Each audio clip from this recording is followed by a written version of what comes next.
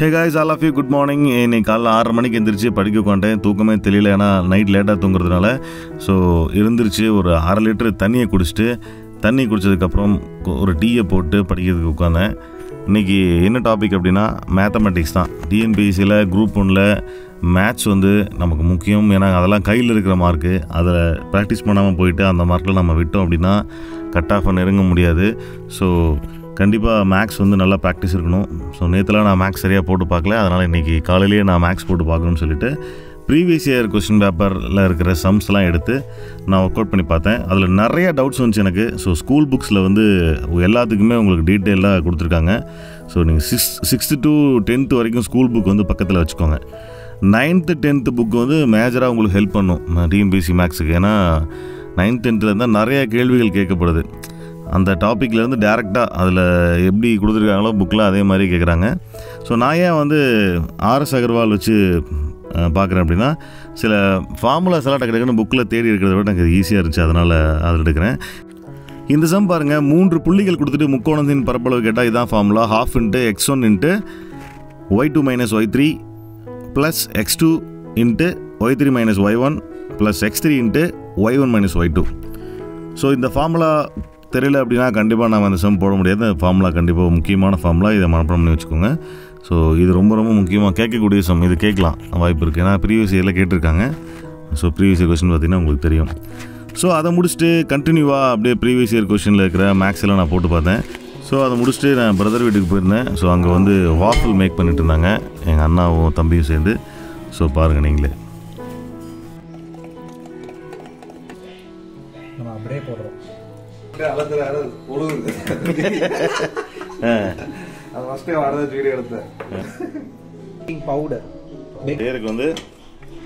ஒரு ஆமை மாதிரி ஒரு மிஷின் வாங்கியிருக்காரு.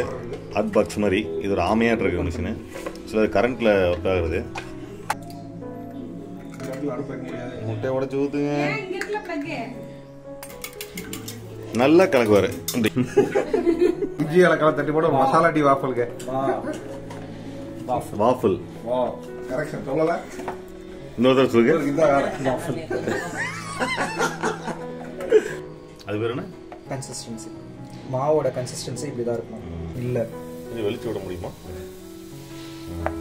நானே விட்டுருக்கேன்.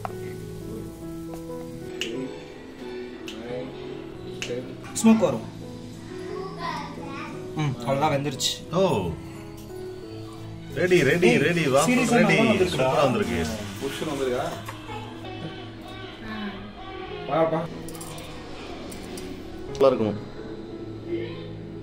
Waffle waffle waffle ஒவ்வாள்.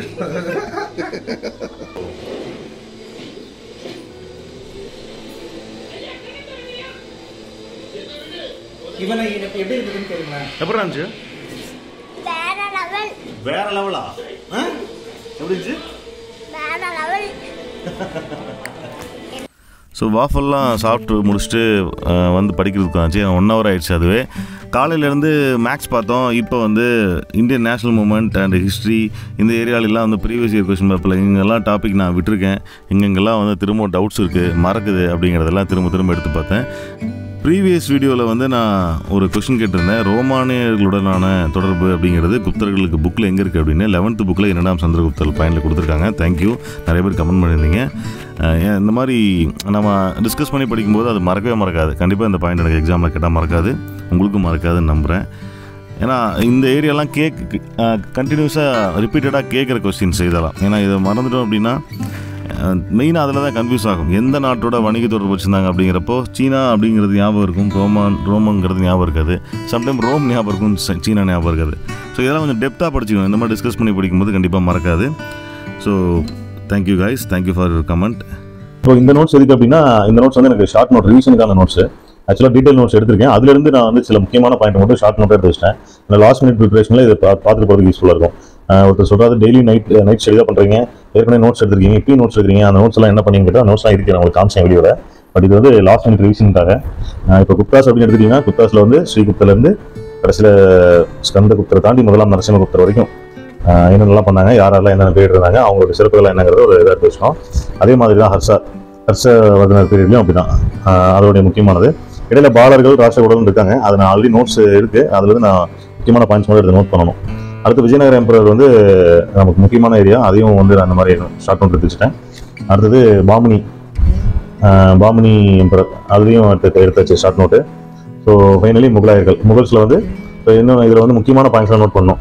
நீங்கள் பாமினி எம்பரரில் இந்த பாயிண்ட் பாருங்க, இது வந்து கண்டிப்பாக நிறைய கொஸ்டின் கேட்கறதுக்கான வாய்ப்பு இருக்குது.